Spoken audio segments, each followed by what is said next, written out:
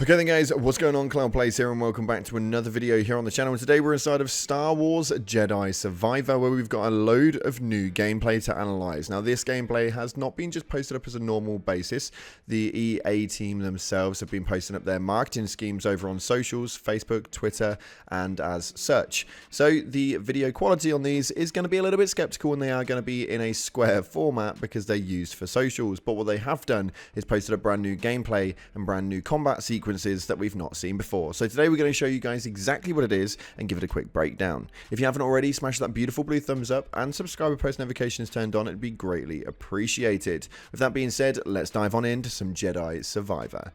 So in this first clip, we can see clearly that we are on a core ship in Kobo, and this is a very quick clip. We get to see Bode the companion in action for the first time, really. This is a interesting factor as we're only seeing this for the first time from Cal's perspective, but you can see Bode is actually assisting you in attacking the stormtroopers. So this is an extremely interesting piece of footage, as this is going to be one that we are not really used to seeing too much of. It's a very cool concept art piece, and it's just one to enjoy, to be completely honest, with that giant swing pace that Cal has at the end. Next up, we have this one right here. Now, in this one, we actually see Cal facing off against the second tier of the Bedlam Raider soldier. This one does have a jetpack and a longer spear, and this is a really, really interesting clip. This thing looks absolutely amazing, and it does really show exactly how the diversity is going to change when it comes to being able to fight against different components, something which we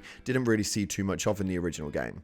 Now, this one right here is a very short clip, but it is in the same location, but at a different time. There is some interesting factors in this clip, though, that you will need to watch out for. On the right-hand side, you can see that there is almost like a pendulum wall, and on that pendulum wall, we now have a green tarp, which on the previous clip, we don't actually have. Now, we know already that in the game, we can have a updated system format, which essentially means that the realm is going to be changing as we play through the storyline. I do love these sorts of things because it means that the concept just keeps it fresh and keeps it interesting, and it means we're going to see a lot more differentiation when we go into certain areas. Now, in this next clip right here, we can see a very cool fighting sequence. This one is a swipe from below, and then he jumps over top to finish off the stormtrooper in an almighty fashion. But also in this clip, we do recognize that we are obviously on an Imperial base. Now, we have had footage previously from an Imperial base, but that was stationed on the ground.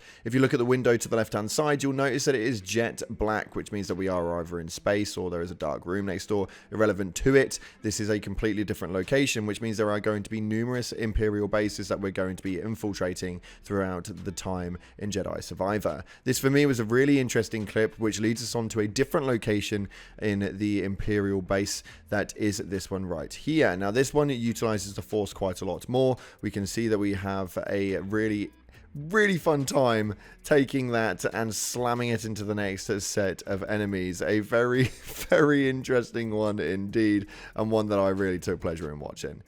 Next up, we're in some sort of forestry woodland area. This is going to be a new place for us to venture around, and we have some new sequences on here, including a fast-paced spin around and a helicopter spin with the main lightsaber double-sided.